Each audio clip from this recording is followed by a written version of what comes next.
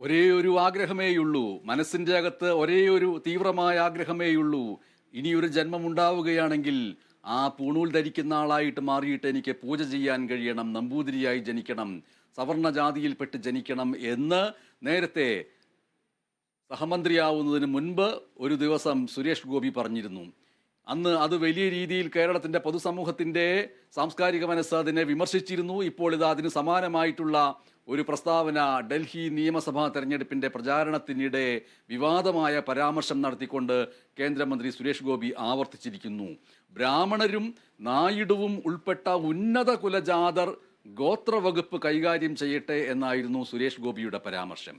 എങ്കിൽ മാത്രമേ അവരുടെ കാര്യത്തിൽ ഉന്നതി ഉണ്ടാകൂ. അത്തരം ജനാധിപത്യ മാറ്റങ്ങൾ ഉണ്ടാകണം.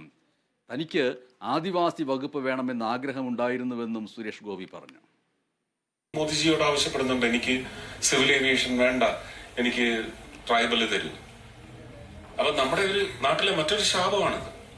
ഒരു ട്രൈബൽ ക്യാബിനറ്റ് മന്ത്രി ഒരിക്കലും ട്രൈബൽ അല്ലാത്തയാളാവുകയില്ല.